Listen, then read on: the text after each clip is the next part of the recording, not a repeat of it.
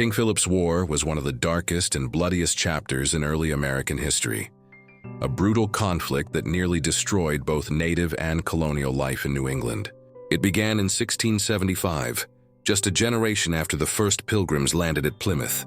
For decades, peace between the English settlers and the native tribes had been uneasy. The Wampanoag people, led by a young sachem named Metacom, whom the English called King Philip, once helped the colonists survive their first winters. His father, Massasoit, had signed a peace treaty with the Pilgrims, believing cooperation would protect his people. But as years passed, English colonies spread rapidly across native lands. Forests were cleared, rivers were dammed, and villages were replaced by farms and fences. The Wampanoag and their neighbors watched their hunting grounds shrink and their traditions vanish. English laws were forced upon them. Missionaries demanded conversion to Christianity, and native leaders were summoned to colonial courts as if they were subjects instead of allies. Metacom saw his father's treaty turning into a trap, a slow suffocation of his people's freedom. By the early 1670s, the tension was unbearable. English traders cheated native people out of land, alcohol spread ruin through the villages, and colonial livestock trampled native cornfields. The English believed they were bringing civilization. The Wampanoag saw invasion.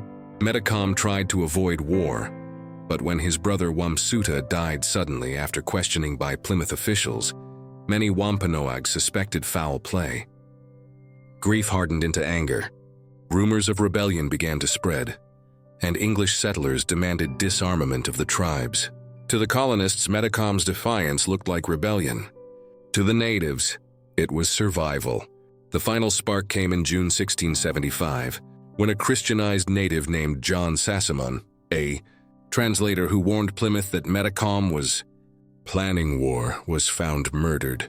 Under the ice of Assawampsit Pond, the colonists arrested 3 Wampanoag men and executed them. To Metacom, this was the final insult. Within days, his warriors attacked the town of Swansea, burning homes and killing settlers. It was the beginning of King Philip's War. What followed was chaos. Entire villages were set ablaze, crops destroyed, and families slaughtered on both sides. The English colonies of Plymouth, Massachusetts Bay, and Connecticut quickly mobilized their militias. Towns fortified themselves, and messengers rode day and night warning of attacks. Native warriors from the Wampanoag, Nipmuc, and Narragansett tribes joined together in a desperate alliance to drive the English from their lands. For the first time, multiple tribes coordinated strikes across a wide area.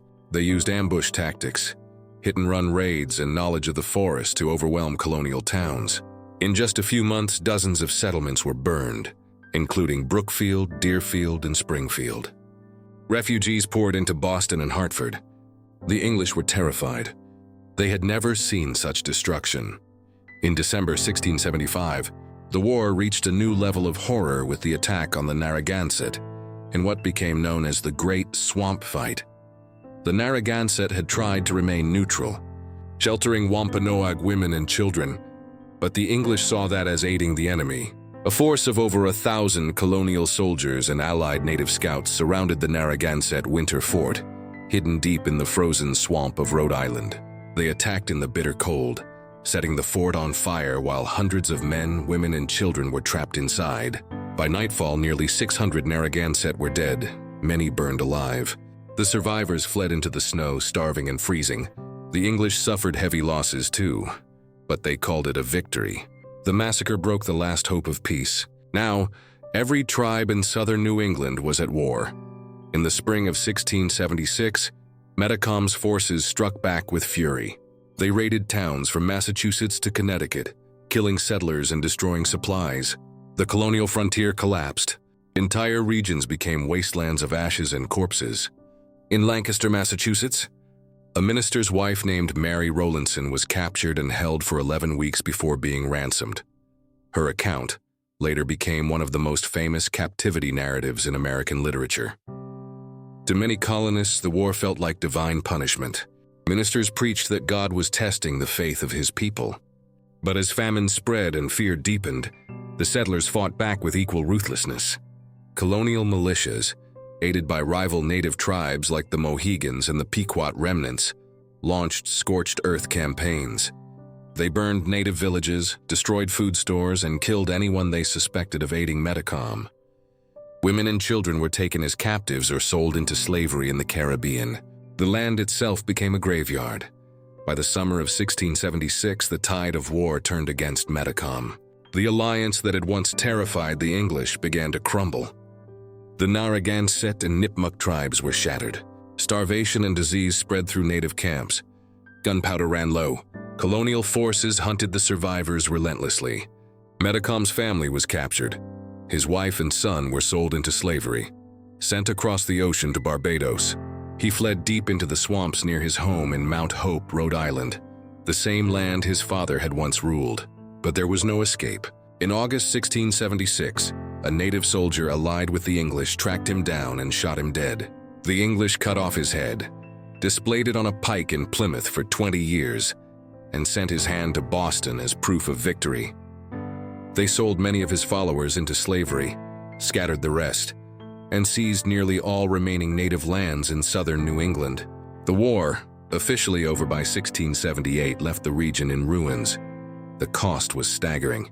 Historians estimate that 12 of New England's 90 towns were completely destroyed, and more than half were attacked.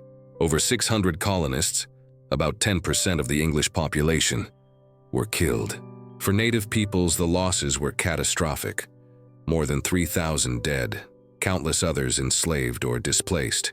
Entire tribes disappeared from the map. Forests that once echoed with village life became silent. For decades afterward, skeletons and charred remains were still found in the woods.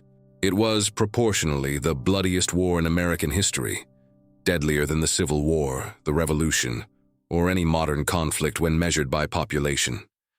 The war shattered the fragile trust between native and colonist forever. It also reshaped colonial society. English settlers emerged traumatized but united, convinced that they had survived because of divine favor. They tightened their defenses, expanded their territories, and developed a deeper sense of being a distinct people, a grim step toward what would one day become the American identity. For the surviving Native Americans, King Philip's War marked the beginning of a long era of loss and resistance. The balance of power that had once existed between the English and the tribes was gone forever. Those who remained were forced into praying towns, supervised Christian settlements where their language, culture, and traditions were suppressed. Others fled north or west to join distant tribes. The old networks of trade and diplomacy that once connected all of New England's peoples were broken beyond repair. Yet despite the devastation, their spirit endured. The descendants of those who fought under Metacom carried their stories through generations, keeping alive the memory of their courage and grief. Looking back, King Philip's War reveals the tragic collision between two worlds, one ancient, one new, each believing they were fighting for survival and destiny. To the English, it was a test of faith in a wilderness filled with danger. To the native people, it was the final stand for freedom, land, and identity. Both sides were driven by fear, pride, and misunderstanding. The war showed how quickly cooperation could turn into hatred, and how religion could justify destruction. When the smoke cleared, New England was forever changed. The forests that once belonged to the Wampanoag and Narragansett were divided into English farms. Churches rose where council fires once burned. The line between conqueror and survivor was drawn in blood. Today, nearly 350 years later, the echoes of King Philip's War still linger in the hills and rivers of New England. Many towns still bear names that came from native languages. Monuments and plaques remember the battles, but few tell the full story of the human cost. To remember this war is to face the origins of America's complexity, its dreams of liberty, built upon the ashes of those who came before. The story of King Philip's War is not only about violence, it's about resilience. It reminds us that behind every battle are people, families, hopes, and fears, and that history's progress is often written in sorrow. Metacom's fight was doomed, but his legacy endures in the unbroken will of native nations who survived and rebuilt. His story, once silenced, now stands as a warning and a testament that even in defeat, truth and memory cannot be erased.